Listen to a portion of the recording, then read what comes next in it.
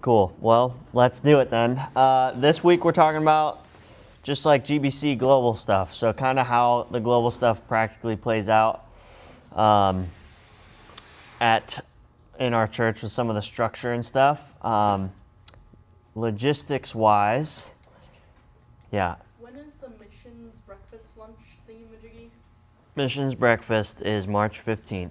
Okay. Yeah, with the local university partners. Okay. Yeah, 9:30 to 11. Okay. Yeah, there should be a sign up in the loop. Yeah. Yeah, I guess so. That's the day before our last class. Which, yeah. So a couple things with that. We've had to switch this around a bunch for a bunch of reasons. I ended up being the reason we can't do next week, not our guest speaker. So we're pushing it back a week, but now there's some. Look out for the email. Like, there's a chance they won't let us have class because of there's too much. It's like one of the busier Sundays of the year, I guess. So there's a chance I'm going to try to convince them to let us have class, but just we have to park somewhere special, maybe. Like there's a parking lot across the street. I'll send you an email, but that's my plan right now, is to ask if we can still do it. I just found out like an hour ago. So I'm planning on still doing the 16th with the guest speaker. Really excited about it. It would also be a good invite someone else, because he's going to kind of talk about he's going to kind of tie everything together to some extent. So, and he's also, senior pastor at church now and planted an unreached church in Papua New Guinea, and they're like a super healthy church.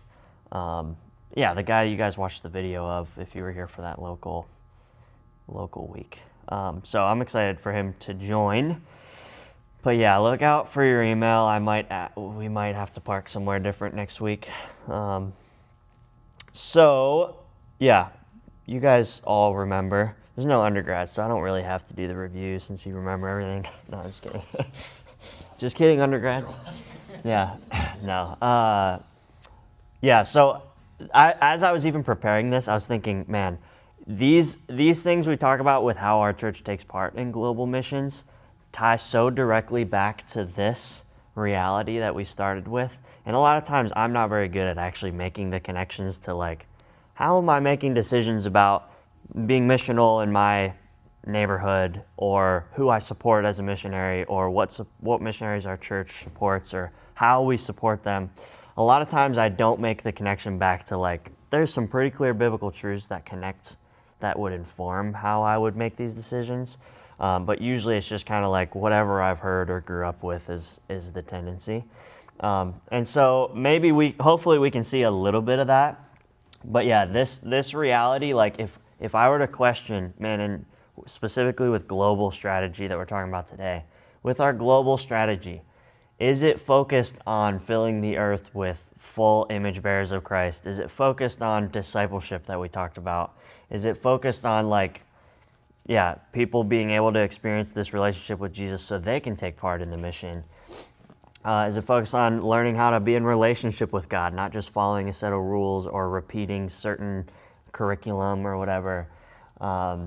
Is it focused, sacrificial service? Or is it we got to recognize even the people we're reaching out to or partnering to reach out to, they have this same exact tendency we do to meet their own needs of security and significance. So they're always going to have the tendency to be legalistic. They're always going to have the tendency to say yes and please people. They're always there's all of these things that are true about them. So then when we think about global strategy and who we're supporting, a lot of times we can, specifically short-term trips is an easy example of this, where short-term trips often look over that reality, and we kind of go in and just classic Americans put our blinders on and say we kind of change the world, and the people who are there long-term are hold on, you just actually caused a bunch of damage and you didn't realize it.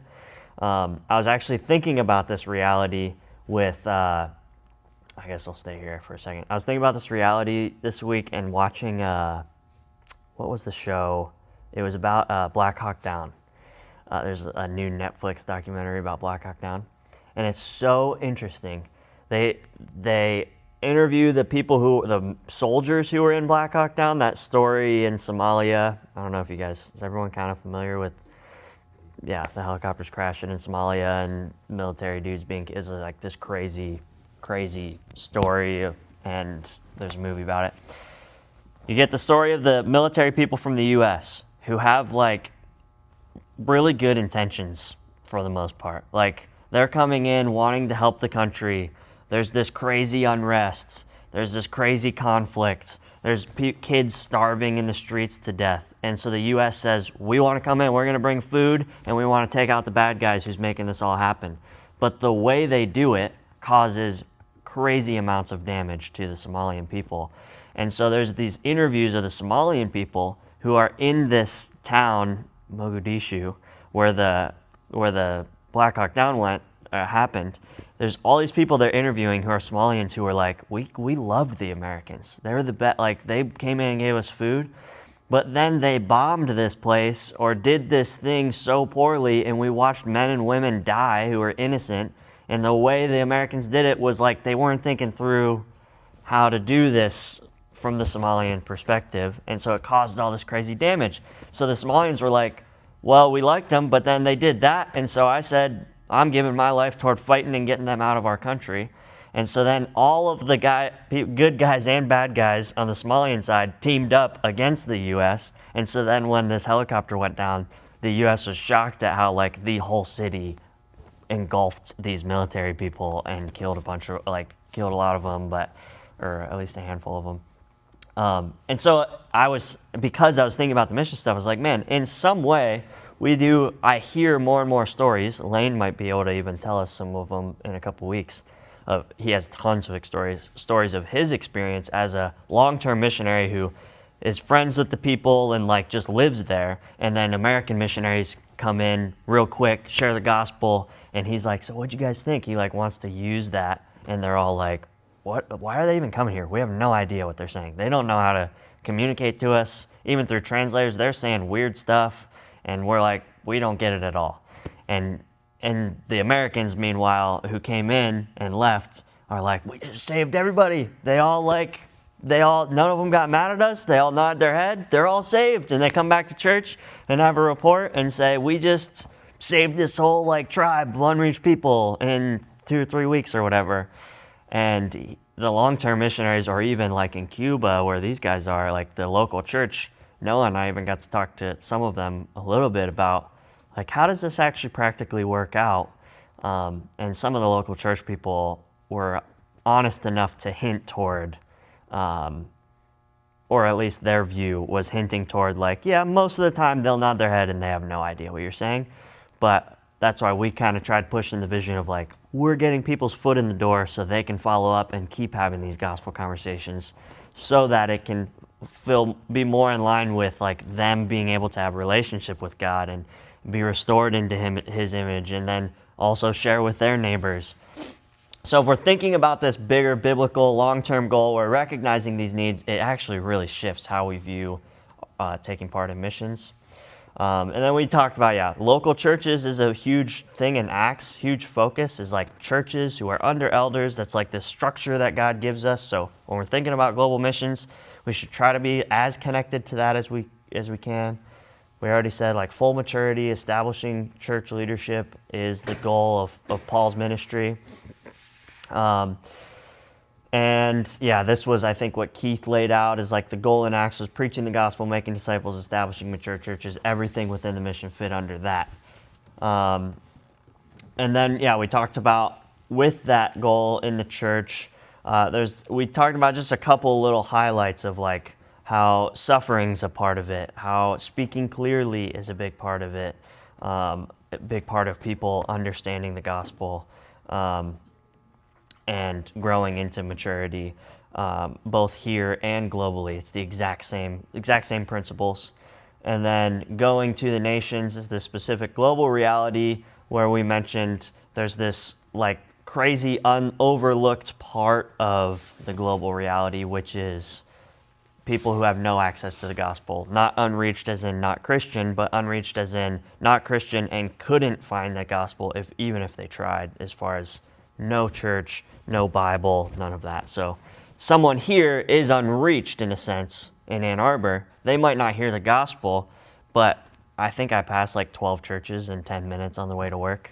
Like, there is access to the gospel. They could pull up their phone and see that they have Christians they work with, whereas these people don't have any of that. But we send 3% of our missionaries and 1% of our missions money toward that group, which is a third of the world is within that, like, no Bible in their language, no Christians around. The definitions are all fuzzy as far as, like, you can't really get a hard number, but they say it's at least a third of the world that don't have access.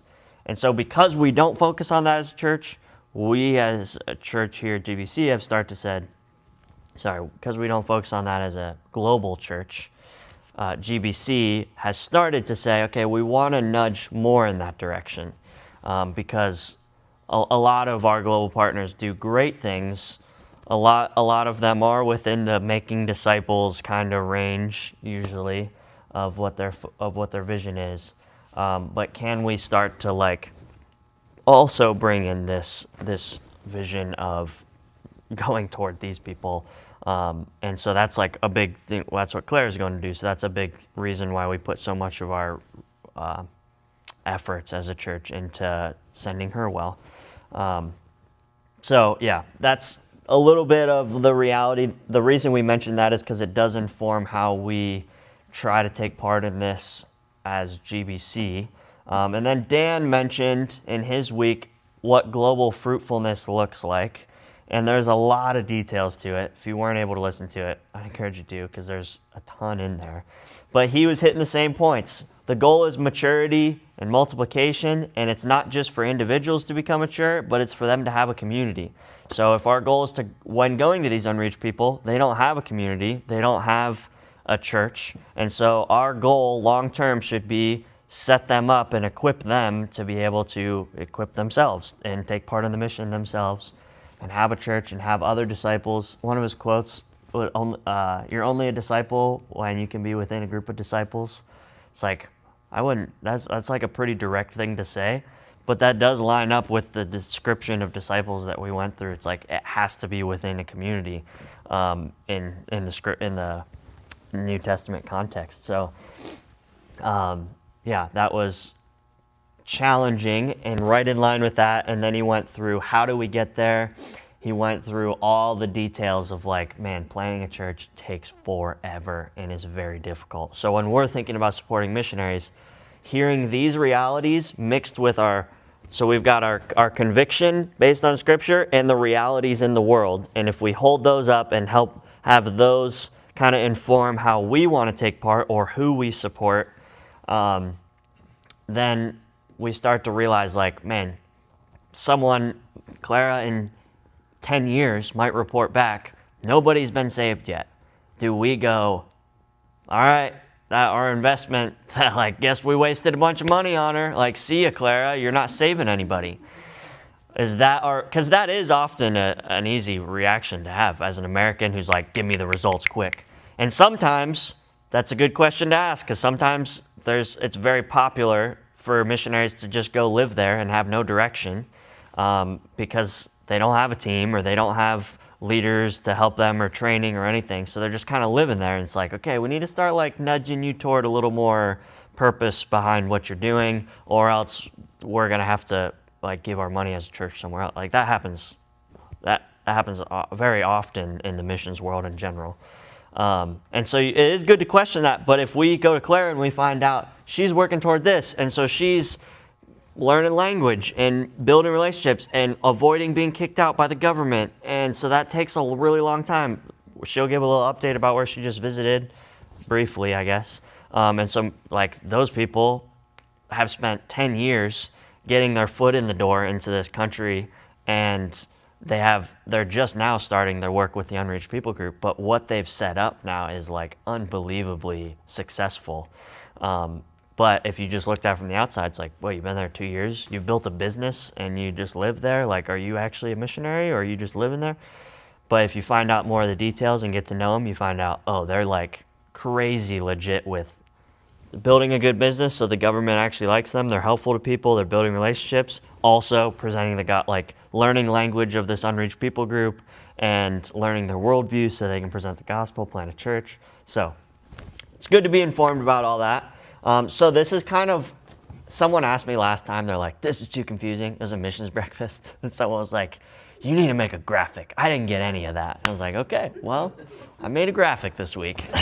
And I think where we're at in the class, kind of this is where we're at with our understanding of what we've talked about with missions. We understand we're the church over here.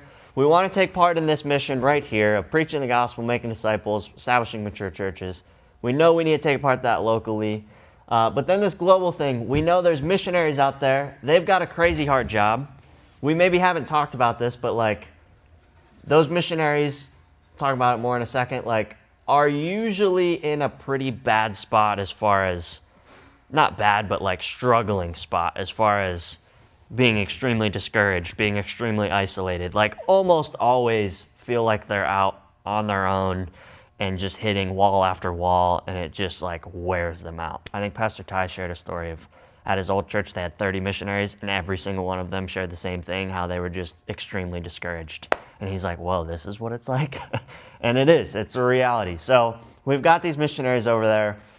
They've crossed this worldview language barrier. So we've talked about, like we just mentioned, like with short-term trips especially, or like 2-year trips, or even long-term missionaries, if you don't realize how massive this barrier is, you can put a lot of investment in, and those people actually are always going to view the gospel through a grid that completely corrupts the gospel. And so they say they're Christians, but they're actually have no idea. They just blend it in with their animism or their Hinduism or whatever. They just blend it all together, and it makes it harder. Like a lot of the people Claire's going to get trained by, they say pretty often, and it's like hardcore the way they say it. It's kind of hard to say, but I can quote them.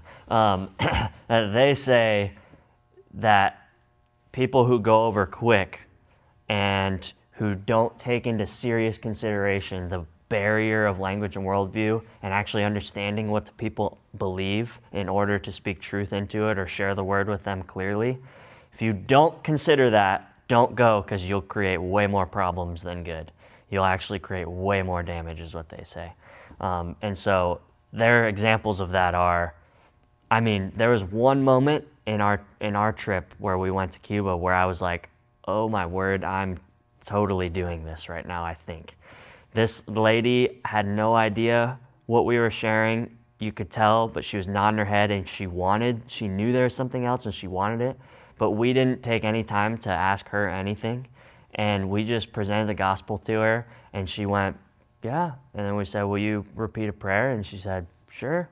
And then she repeated the prayer, and they've got like idols, and like they've got like demon worship all over, and like crazy Catholicism mixed with this demon worship. It's all mixed together.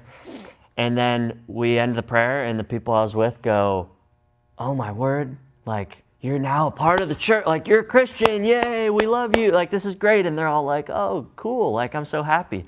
And I'm sitting there going, if she, which it seemed like, who knows, the Lord could use it, totally can use his word and his people.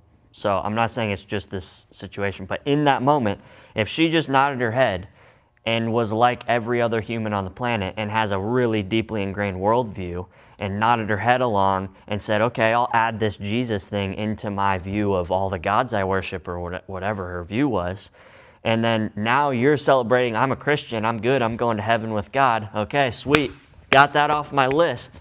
And then the next Christian that comes in, you say, no, I'm already a Christian, I believe this gospel.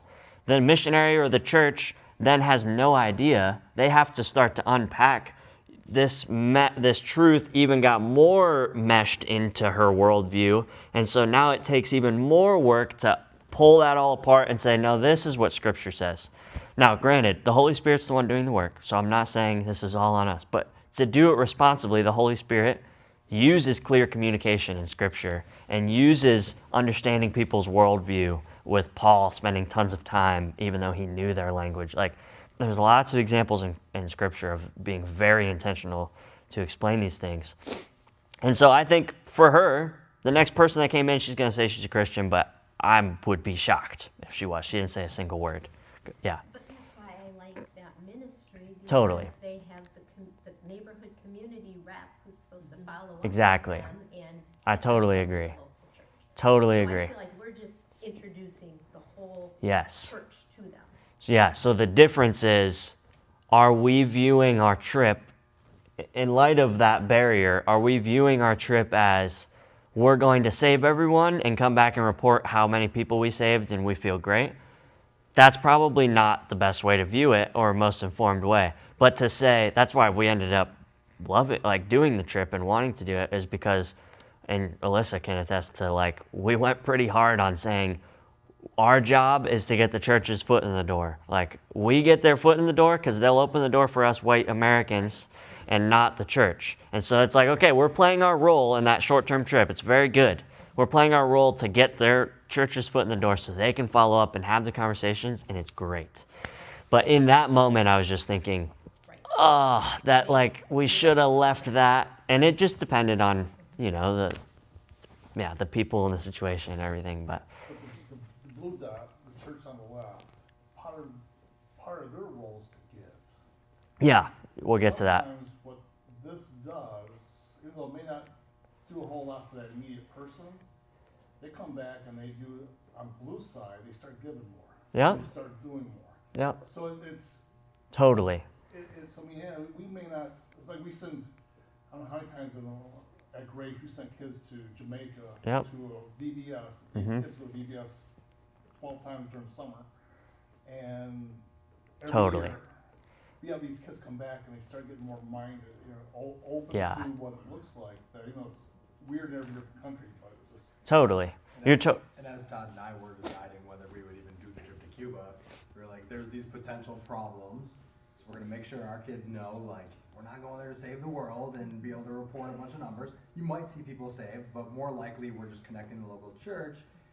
But when we ultimately decided, let's do this, one of those big ideas was, for kids especially, let's get them engaged with what missions, that there's unreached people out there, or even in Cuba, maybe some of those people have access to the gospel, but there's people who just don't know who Jesus is, and we wanted to, inspire kids to see the realities of the world of, Yeah. there's some dark things in the world, and people who have not heard the gospel. That was, a big piece of us even deciding to, do something like that. Totally. And That trip especially gives them opportunity to one-on-one share their faith Yep. in a non-threatening Mhm. atmosphere. Good Mhm. practice. totally.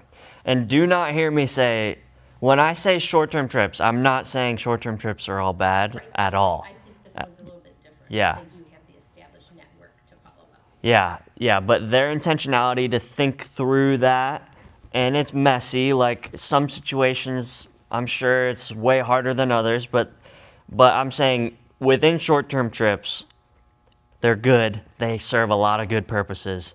Our tendency of security and significance for ourselves, the people's tendency of that, and the long-term goal sometimes is overlooked, often is overlooked. And so we should do short-term trips 100%. I'm so pro short-term trips if we're thinking through it in light of really, the reason I bring it up is the language barrier and strategizing, which that trip does. And so, yeah, don't hear me saying they're all bad. I'm just saying when we're thinking about missions, sometimes we just think, I'll go on short-term trips. And then we don't take that in consideration when maybe it'd be more helpful to. One of the most powerful moments for me on the Filter of Hope trip, that it was my first trip, Lynn and I went together. Mm-hmm. One of the most powerful experiences for me was a woman named Rosa. We weren't supposed to meet with her. We were supposed to meet with her neighbor. But Rosa opened her doors to us. We gave her a water filter. We shared the gospel. And she wasn't ready to accept Christ. And I at first kind of felt like that was a bit of a failure, I want to check that box. Mm-hmm, totally. I want those people to accept Christ. But after we had kind of shared everything. I asked her, how can we be praying for you? And she just broke down and shared her heart with us. That was the whole reason Mm-hmm. we were there. So again, it's, Yeah. it's the foot in the door. Totally, yeah. Yeah, that was, Noah and I's, both of us agree, we were on 2 of those trips, and the best story we had was a lady who didn't accept, but was like, she was like pushing back and asking good questions, and we're like, okay, we're actually getting a little bit of view into what she's thinking, so this feels a lot more valuable, and the person we were with was good friends with her already, the Neighborhood. the translator guy. So that was like, oh, okay, that story was the coolest one we were a part of, and she didn't even, I pray, hopefully by now she has accepted the Lord. But yeah, I guess just overall, I'm just highlighting we gotta realize that reality is there, and there's missionaries who jump into those contexts and also need to realize that. Because if this is our goal, which is the biblical goal, which is them to have access to a biblical community, then they need these things that Dan talked about, his word for the church, the identity of the church. They need to learn what the church is. They need to learn how to live within the church. They need to be disciple in the church, learn how to disciple others within the church. Those are massive, massive goals that take tons of time, and this is kind of the strategy to start taking part in that. So that's kind of where we're at right now. So I want to add on just a few logistics things, and then I want to talk about how our church is trying to take part in it. So we know language and culture barrier. We're sending a missionary across that barrier, and the 2 first things we usually think of is let's send them money because they need it, and that's practical, and we can do that, and we should be doing that sacrificially. And the second thing is we need to pray for them because obviously that is extremely powerful. And so we need to really consider praying for missionaries consistently. Those are usually our first 2 reactions, and they're good. I want to build it out a little bit more. So I want to introduce this idea of sending church and supporting church. Some of you probably already know all this, but they're 2 very different things, sending church and supporting church. We believe, and it's part of like who we support now, and over the years, it's been true for a long time at GBC that we've asked like, who's your sending church? You need a sending church because you need a local body of believers as the missionary who deeply knows you, who you're sent out of, who's trained you, who's equipped you to some extent, who knows your strengths and weaknesses, who will keep track of you, who you'll come back and this is their home, and your community is their home when they're back in the States. And biblically, that's like Paul does that. The Apostle Paul goes back to Antioch, and that's his sending church. And he like submits himself to the elders there, and he spends years with them and explains things to them and reports to them. And so Paul himself, as the one person who shouldn't really need it in my mind, the craziest first apostle ever, had a sending church. And he also had supporting churches, the Macedonians, all these other churches who sent him money. The way we view this sending church, supporting church, is we view the sending church as responsible for their spiritual health, the spiritual health of the missionary. So we're sending them across into this craziness. We know they're going to be struggling like crazy, just like every human, every missionary who goes has extreme struggle because of the situations. So we want to recognize that as sending church. We want to recognize all these realities, and mostly we're responsible for their spiritual health as if they're within our church. And that is a massive weight of responsibility, and often we don't know how to do that well as GBC, but more so just as churches in general. Often we don't know how to take good, intentional, long-term steps because of a million reasons that are very real and very difficult to work through. But we believe everyone should have a sending church. For most of our missionaries, we're a supporting church. We also are connected to them, but we're hoping that there's a sending church that actually has relational connection to them, that actually knows them. And so we're more focused on prayers, we're more focused on money. We want to get to know them and support them well, but it's not necessarily, the responsibility is more on the sending church than ours.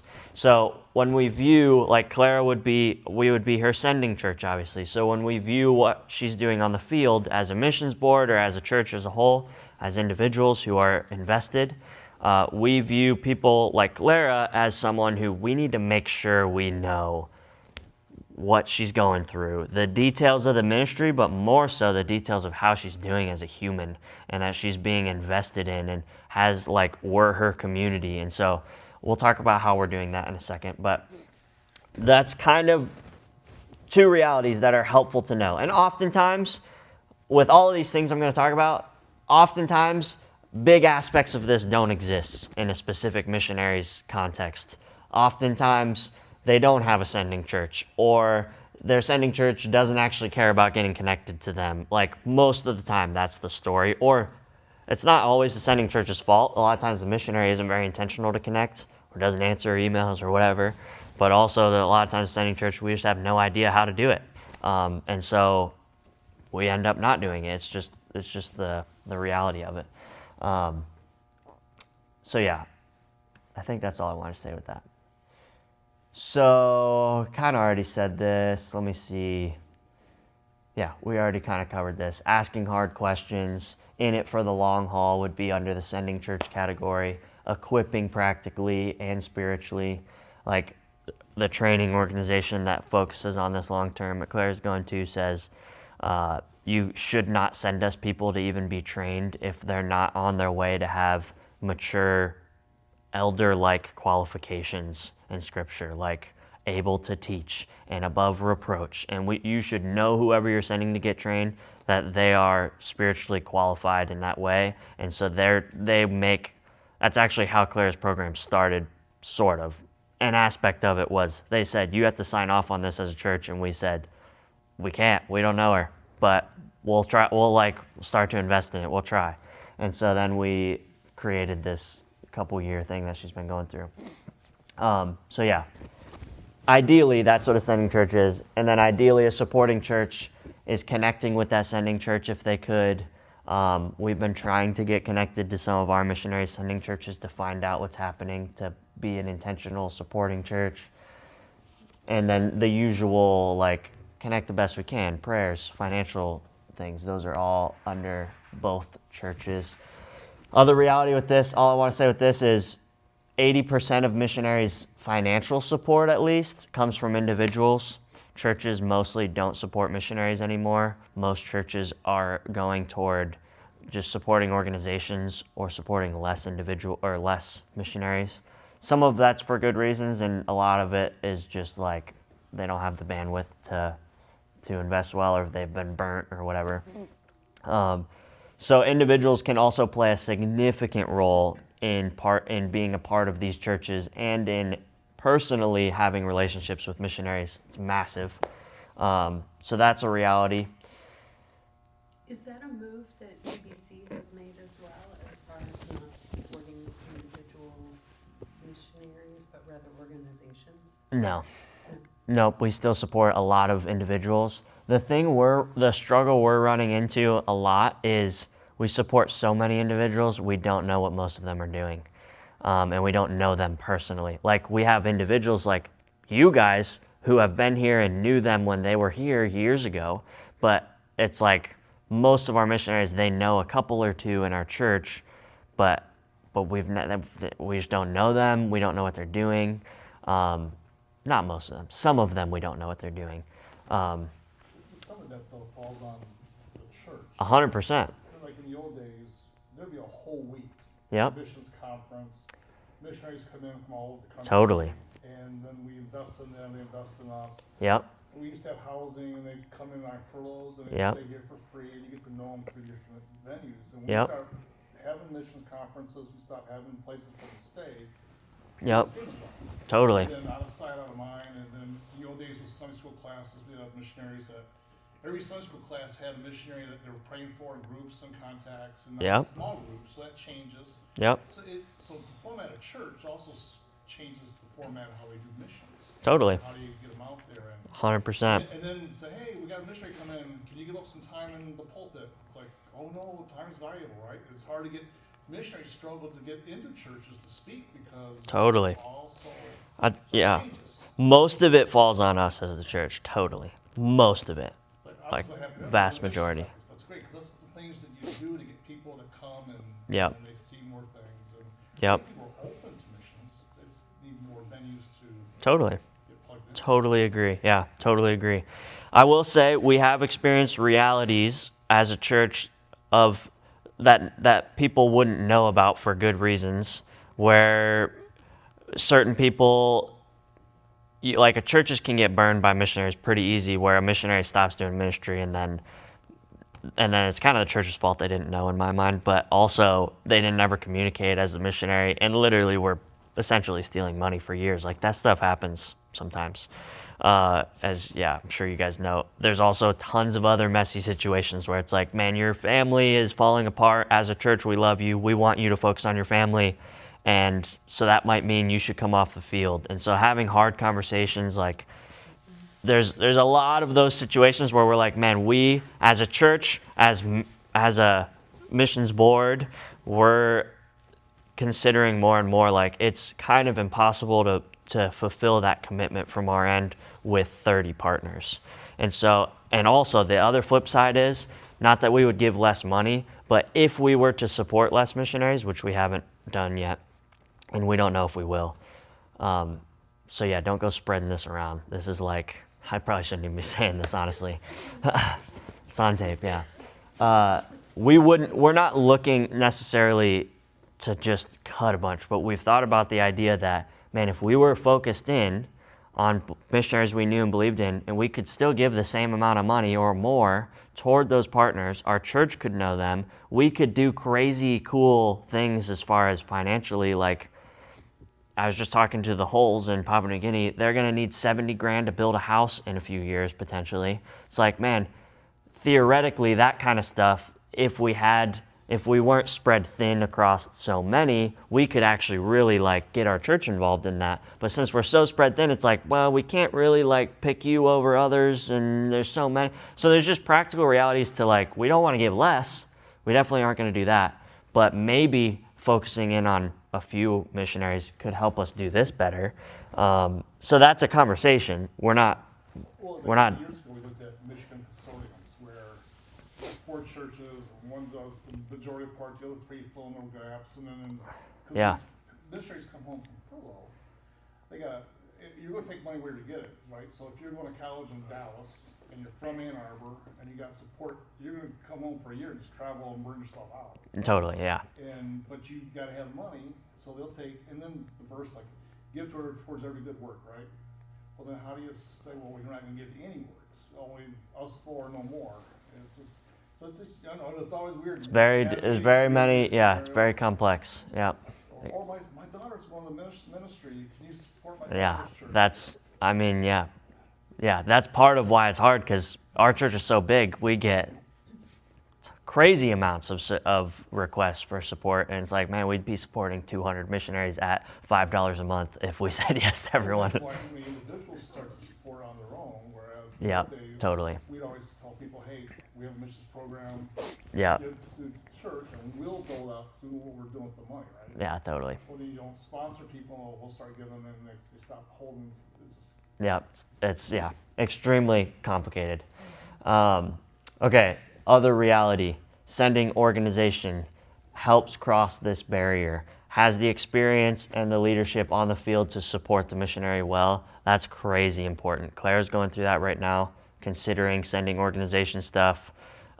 We're finding out some pretty shocking realities about most organizations, of just like what they offer, and if she wants to be set up well to do this well. Very few organizations have the structure to do that, and so, or even the vision to do that. So a lot of organizations use the same language, but not all of them have the actual ability and expertise and people to support the missionary well in learning language and culture and planning a church and all that. So that's a very important thing to consider. A lot of times we just say, yeah, they're the people who filter the money and that's kind of it. And a lot of times that is all they're able to do now. But there's a lot of dynamics to sending organization, but it's an important reality. And we as a sending church, like our goal with sending Clara would be, we know her organization, we're meeting with her organization, we know who her leaders are, we're even included potentially in some of her meetings. If sometimes organizations tell the missionary to do stuff they don't want to do because it's like, doesn't make any biblical sense. This has happened this past year to my brother, like crazy stuff where this individual leader was a bad leader and told him to do things. They're like, that's not biblical, we're not doing that. And they needed a sending church to come in and say, no, they're not doing that, we're their sending church. And they didn't have that, so they had to fend for themselves. They had a sending church, just the church wouldn't step up. And so they worked out, but that happens all the time. So it's just like recognizing we want to be partnered with that organization in order to support the missionary well is a big reality. And the last one is they've got to do this, you need a big team. So some of the people are going to be church planners. We support like the Salises with the Christmas thing. They're getting the church planners in and they're buying all their supplies and it's keeping them alive and helping with crazy amounts of logistics to keep the missionary in a remote travel location in their context. There's also lists of, I'll just go to this slide. Within the organization, there's things that the organization hopefully provides within the team of missionaries. There's often medical people who provide medical support to the missionaries who are out on the field. Or maybe are strategically getting into a closed country. There's pilots and transportation and buying supplies for the missionary because often they can't do it themselves, so they buy a month's worth of supplies and someone drives it out to them or something. Living arrangements, there's like hostess, like people who are hosting guest house people, and that's like one part of their job, or accountants that are funneling money. Like once you build up a structure of church planning, the organization often needs people on the field to do crazy amounts of logistics. So there's actually support missionaries overseas, which I'm trying to think. We pretty much, right now we would support the Salises. The Hulls kind of do that for now. I think those are the only people that are in a role like this that are going toward church planning, but not necessarily. Oh, the Falls would be like a leadership role over a lot of this kind of stuff. Teaching missionary kids, maintenance and construction. There are lots of missionaries within the organizations that have the structure, lots of missionaries who will go, and that's their full-time job to be able to keep the church planners in the unreached people group. So that's an important reality to understand with how to do this well, is there's a bigger picture to it when we're thinking about partnering with an organization. And then, strategic training. We can't train Clara how to learn culture and language very well in that context, or the reality she's going to experience with conflict with the team. We can kind of talk about principles, but they're going to have the expertise. And so that's why she's going to an organization who has all that experience to do that. And we want to partner with her in going to that. So, how we're taking part in it here. Clara, I'm going to actually... I got off on multiple tangents, so classic running out of time. Huh? Yeah, you helped me. Thanks. It's a team. No, Team. We helped you on the tangent. Yeah, team effort. Yeah, team effort We to went go down down a tangent. rabbit hole Yeah, that's good. Good stuff to talk about though. These are kind of where our partners are. We have 15 people we support here that are like, let me just go through this real quick. These are all our global partners. You can find this on the website. It's not super in depth. We're trying to get all their pages and links where you can go to their page, but most of them don't have one really. So we're trying to figure that out right now. But that's the overview. I was going to go through what they all do, but we don't have time. So those are our global partners. Would you say that GBC is their sending church? No. So They're just strictly these are just mostly supported partners. We are like the Ozinga's sending church. Sort of the Wimbushes, but they live now in Grand Rapids and have a church, so it's kind of like a weird gray area. But they started here. They started here, right? Yeah, they were your guys' friends, right? Back in the day? Nice. And we got to know the Ozingas because they always lived in the house next door. Oh, yeah. They'd be here for a month or all summer, do Bible study and just. Yeah, that's awesome. Yeah, they're get to know great. them well. Yeah. But they're the only really Owens kind of, but they don't technically have a sending church. Yeah, we weren't a Sunday church. Right. We're a supporting church, but they don't have a sending church, so we've kind of tried to be like a sending church for them, but it hasn't. What's that? We'll talk later. That's a good question. The Dixons don't have a sending church, but they're kind of from here, so we're sort of. Briggs, same thing, don't have a sending church, so we're just trying to like help them, but we're really only the Ozingas and sort of Wimbush's official sending church. And the reason I say sort of is, yeah, they live here in the States right now, so they kind of are already plugged into a church that should be fulfilling all those roles. These are all our local partners who live pretty much here. Mostly university. Reeves are retired doing like stuff here with their organization, part-time.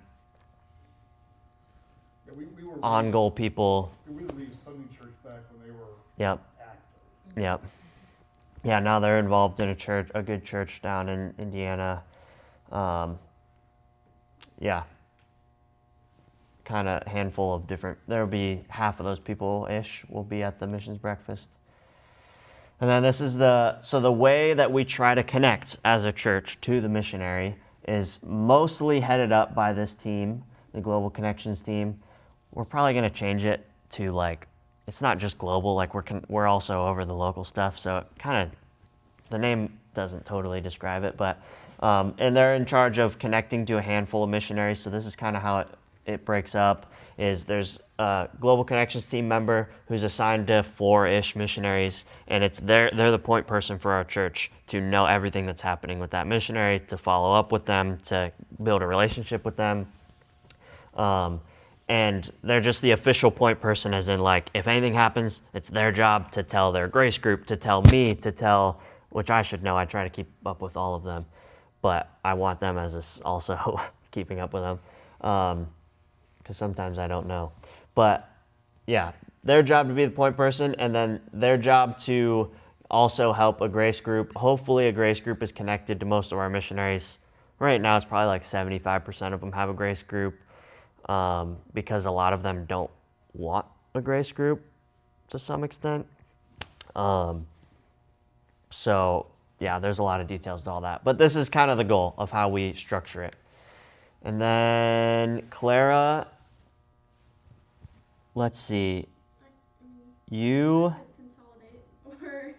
yeah, come on, share for a few minutes. I feel like a lot of you guys have already kind of heard some of my spiel, but for anyone who's watching, so yeah, I'll try to keep it like bare bones. So I wanted to do missions, global missions, since middle school. Didn't know what that would look like. In college, became convinced basically that this model that Todd just described was kind of the model that I needed to follow based on biblical convictions and principles. So that's kind of how the missions residency was born. Todd had already thought through what it would look like for us to be training up someone to send well, and I kind of approached the church and was like, hey, I want to do this. What do you think? And so Describe the exact program 2 months after I created it and got rid of it. I was like, this is never going to actually happen. Just So, the thought in my head, yeah. and then she came along. So totally the Lord's timing, that it all came together exactly when it did. And so I agreed to be the guinea pig, and now we've kind of got like a more of a structure in place, more of a program. So a few of the key elements of the residency are study. So I've had content, just a lot of online class kind of things, because obviously I'm the only one so far. So ideally we would have more of like a cohort classroom setting, but it's worked out. So to do study and then mentorship, so meeting with people, either elders or just people who are really connected in our church. I have had seasons of meeting with different families, and that's been really sweet. Again, with that goal of just trying to get really plugged in and have people in our church know me and pour into me. And then I've also been able to pour out into mostly the youth group. So I've been with the middle school the middle schoolers these past 2 years, and then also on Grace Youth staff this year. So being able to really invest in the middle schoolers especially, but also the high schoolers. And then just focusing on building as many and as deep of relationships as I can within our church. I mean, that's been one of the main challenges, honestly, at a church this size. It's hard to know who to really pursue, and like just how to have relationships within the different circles of our church. But I think by God's grace, I feel like we've made a lot of progress with that. Like, I walk around on Sunday morning and feel like I know a lot of people, and a lot of people are following along with what I'm doing. So those are some of the key elements. But the main goal really is training me, and then with all of like the biblical training that our church can provide, but then also just having a really strong foundation at our church so that 10 years down the line, people are still kind of tracking and can still at least know who I am and be able to support in a really intentional way.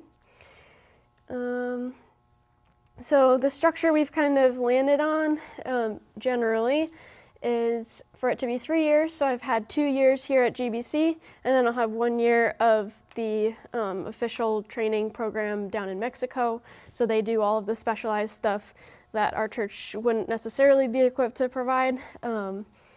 And then, so I'm currently nearing the end of my 2nd year, and then my next steps will be to attend the training program in August. So that'll be August through June. So that'll be like June 2026.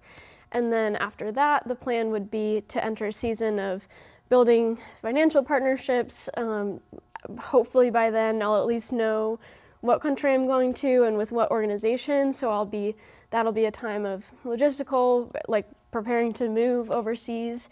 And then once that season is over, then I'll be headed overseas. And with, then the goal of the residency and of my work overseas is this specific task that we've been kind of talking about this whole class, which is church planting among an unreached and unengaged language and people group. So I know acronyms are not self-explanatory, but just is easier to write that way. So to be part of a team, so obviously I wouldn't do it myself, but be part of a team that's working towards planting a church among one of these unreached people groups. And so a little bit about what that looks like. This is going to be really hard to read on the screen, but this is just a graphic to show that there are a lot of different steps involved, which we've already talked about in this class. Got to cross multiple language and culture barriers, so learn the national language and culture, potentially establish a business, learn the people group's language and culture, and then the steps of evangelism, discipleship, gathering those believers into a church. We'd be there long enough to see local leaders trained, so we wouldn't just share the gospel, have people come to Christ, and then dip. It's like we would be staying, discipling, training until that church is mature and healthy enough to function on its own and even send out its own missionaries around it. So right now, I'm at that first step, cross-cultural workers equipped by local church and training program.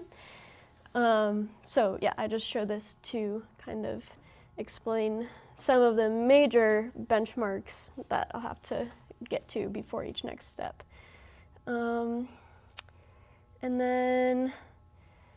So one feature of the 2nd year of the residency that we've incorporated is doing a bit of exploration to people who are currently on the field, so that I can kind of get a sense for those different fields, but also just to know kind of what questions to ask as I'm making those decisions of where and with whom. So I've finished my 2 kind of exploration trips this year. So I went to over like New Year's, and then I went to just a couple weeks ago. So I got back last week. So still, I'm getting over jet lag, but we're still getting there. And those have been, really just, they've given me a lot of perspective. I was able to see people who are kind of in the thick of culture and language acquisition, both in the national context, so with that country's language, but also this last trip I was able to see and live with a family for a week who's going through culture and language acquisition in the unreached people group context. So that was really cool to see this family, the one that Todd mentioned that's been there for 10 years, kind of establishing this business, building this foundation. They own a coffee business. And that coffee business, the connections they've built have allowed them to actually build a house in this village that's like on the edge, well, it's within, but also like on the edge of this decent sized unreached people group that's completely has no access to the gospel, no Bible translation in their language. So they're just now learning the language and culture of that group. So then, Lord willing, they'll be able to provide all of that, the translation. They'll evangelize and disciple with the aim of seeing a church planted among that people group. It's called the, you can edit that out if you need to later, but so yeah, that's been really cool to see. Obviously I would love to share way more about all of this, and especially recent travels. So just to explain the 3 pictures, in the capital city of Laos, the main religion is Theravada Buddhism. So there's these like wats, which are temples, on literally every street corner. Like on a city block, like every corner of the block has a temple on it. It was kind of crazy. So this is one of those temples. And then out in the unreached people group in the village, it's not so much Buddhism, it's animism. So people are kind of enslaved to this spirit, appeasing spirits, and it's very day to day. Just this is a baby blessing ceremony that I was invited into their house for. So the village elders are like blessing the baby. Obviously, I didn't know what they were saying, but it was pretty dark to watch. That this is what they're putting their hope in, and that, Lord willing, the family that I was with will be able to really speak into those beliefs once they master the language.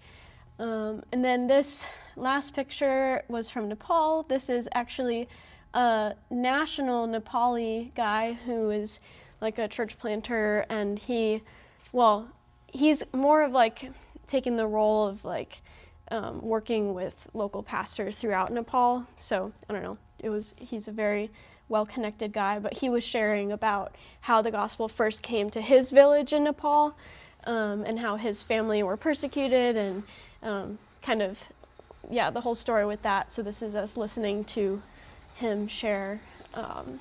But yeah, long story short, it's been really neat to kind of get more of a perspective and know what to be looking out for, what questions to ask as I go into the next steps, and just to be encouraged to see people who are actually doing it. Like, it was so neat to see this family. It's like, you think of like being out there and isolated and among this unreached people group, to actually have a concept for like what day-to-day life looks like for them and how they're seeking to follow the Lord through that, and just operate as a family too, was really neat. But yeah, if you guys have questions about any of it, I'm more than happy to talk at any point. Love to share more. I do have a newsletter. It has a QR. If you want like a prayer card, I have those on like my office door. We'll also be making nicer looking ones soon. So I don't even know what time it is. 12:07. Yeah, wow. We're a little over. Sorry. It's all right. Thanks for sharing. As the closing thing, so we have other stuff. We're creating a semi team. Part of how we'll stay connected to her. more intentionally, but this is all I wanted to end with is, one of the things is Claire will have a send-off lunch on March 6th, where the whole church is invited, where we're all gonna, well, did I say March? Yeah. That's this week. April 6th. April 6th. Sorry. April 6th, everybody. April 6th, whole church is invited. It's just like a time to find out a little more, and it's like a fundraiser lunch, so that you kind of donate for whatever we provide the lunch, and then you donate for however much you wanted to toward. Will she come back here again before she leaves that after the training in Mexico? Yeah, this will be where she'll like base to raise support, like traveling around and stuff. So yeah, good question. Back here after training. We also have Mrs. class area, like breakfast, meet and greets in the courtyard when missionaries are around. Hold the Ropes is like a Wednesday night prayer thing where we, if a missionary's in town or our local people, will like pray together for them and get an update from them. Those are some of the ways we're trying to be more engaged, and I have other things that we'll skip for a time because, yeah. Social media stuff, we're coming out with a podcast with our missionaries, and house and car sign up is the biggest way to help our partners. If you have a house or a car that someone could use, those are the biggest needs that we always are running into, where they can stay or what car they can drive. So GBC RV.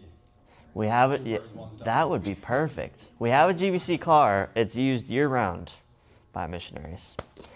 So that's fun. But it's not the van. No, it's not Big Nasty. But yeah, thank you for being here. That's all. If you guys